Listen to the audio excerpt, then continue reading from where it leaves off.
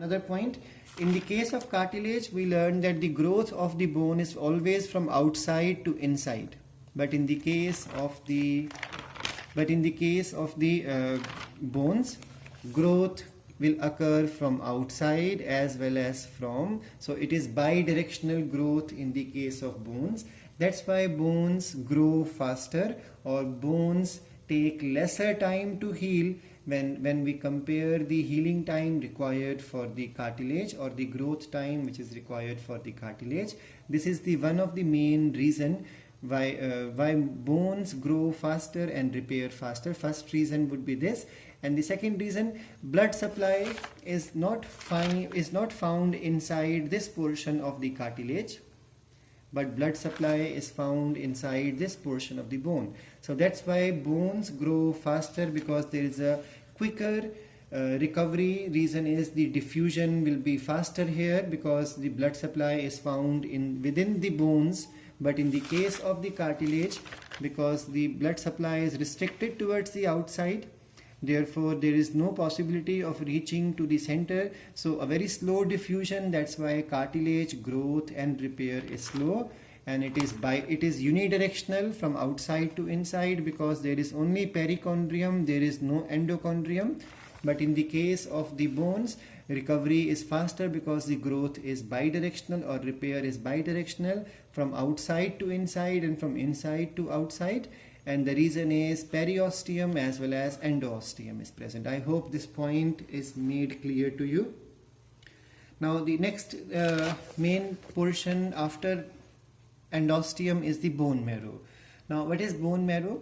It is a semi-solid, fat-rich, or you can say fatty, neurovascular tissue. Because it is neurovascular tissue, it is also called as the myeloid tissue, which produces the blood cells because it forms the blood. That's why it is also called as the hemopoietic tissue. Hemopoiesis means the formation of blood cells, or the formation of the blood is called as hemopoiesis. So because the bone marrow develops the blood cells, therefore it is also called as the hemopoietic tissue. We all know about marrow transplant, bone marrow transplant. In lots of Hollywood, Bollywood movies, this topic is there. So that's the same thing. Bone marrow is involved in the blood cell formation. And bone marrow is made up of adipose tissue and areolar tissue, as well as a very rich supply of blood.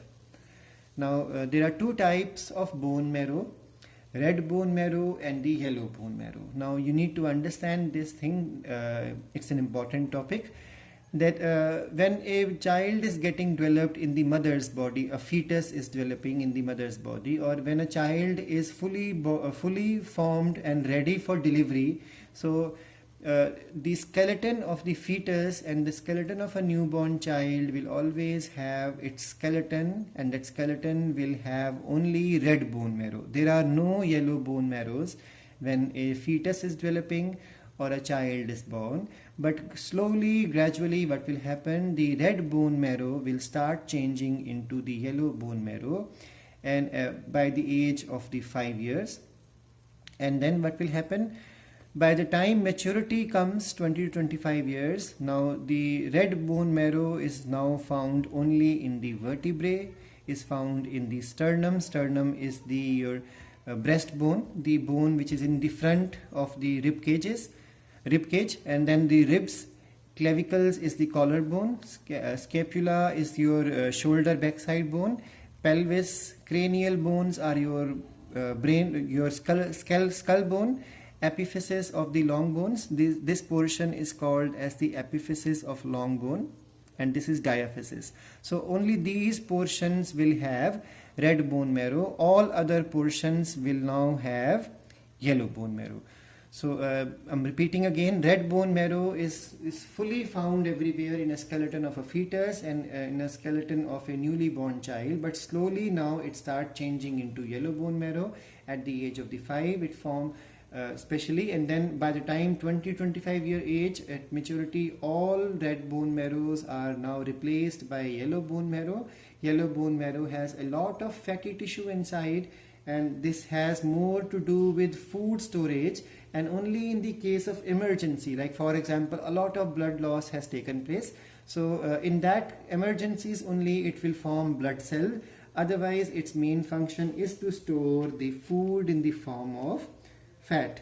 So red bone marrow and yellow bone marrow are now completely clear, I guess, to you, and these are the only places where red bone marrow continues to remain after the age of 20 to 25, only these portion. So once you become mature, these are the only places where red bone marrow is there.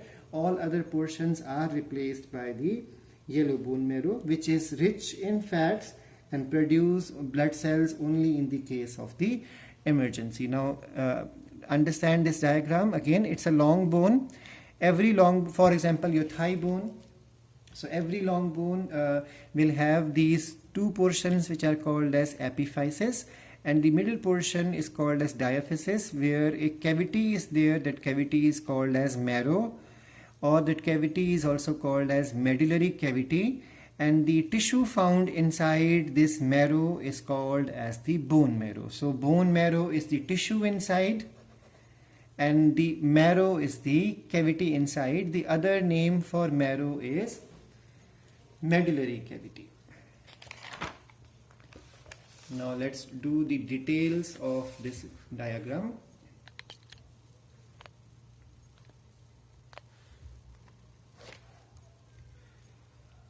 So this is the same diagram I have drawn once again.